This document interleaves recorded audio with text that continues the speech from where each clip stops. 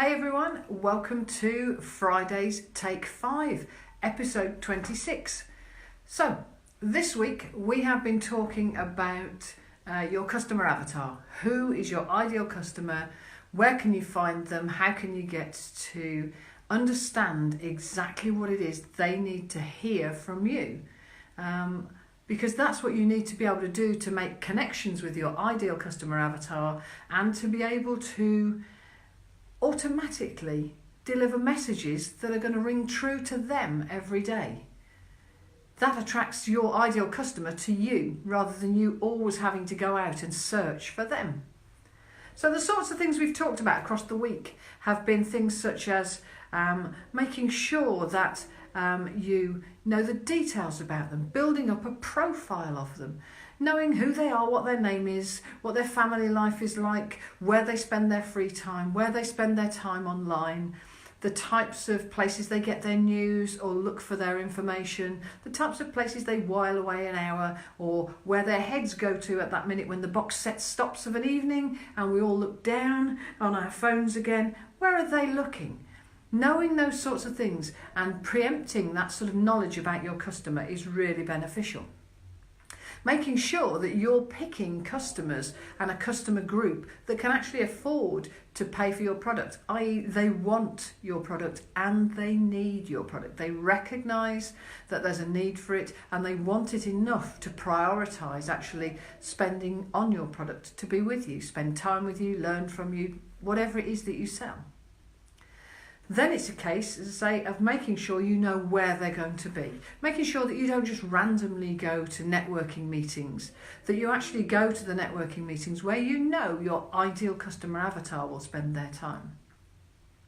But for me, one of the most important ones here, because this is about building know, like and trust, and for people to get used to being with you, to understand how you tick, and to see whether you're for them and they're for you. What you'll need to do is spend time with them. It's not just about an individual touch point. It's not just about an individual advert going out or a blog or some commentary that you're writing with the perfect words in that happens just once. Now it's about consistency. It's about you consistently being there for them, being in their orbit, having those touch points with them.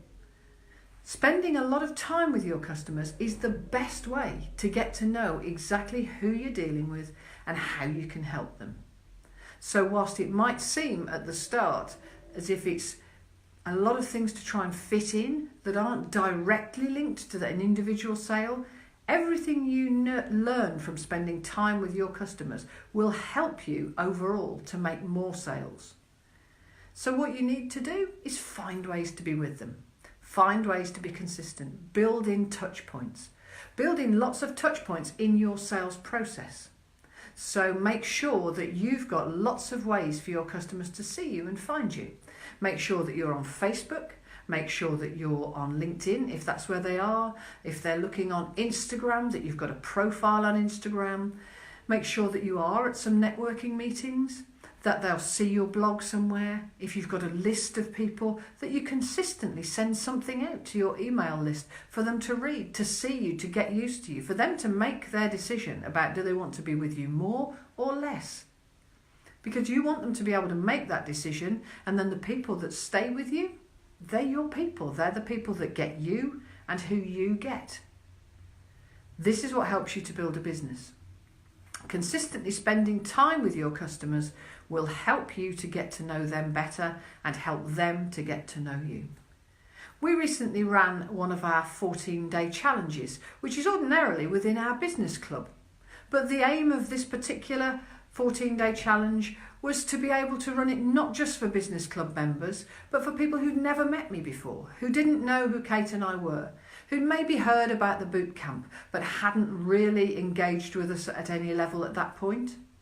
Because the challenges allow us to spend a lot of time with people over a short period of time. So for 2 weeks, we have a lot of touch points with people. And for some people in that group, that will be too much.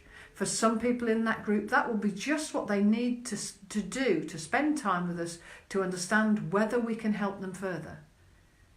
Spending time with those people in that group not only gives us a buzz, it's a light-hearted place to be, it's the place where we make our friends as well as our colleagues, but it allows us to really understand what's at the heart of our customers' lives.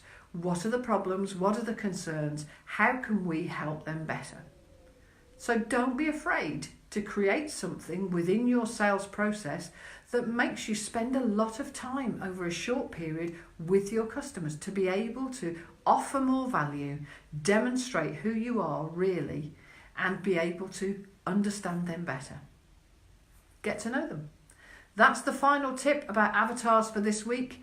If you'd enjoyed these tips, then please keep joining us every day here in the collective, the free group, and tell your friends about it if you think there are other people who need to come on and see these broadcasts, because they're only going to happen here within this free group for people to see.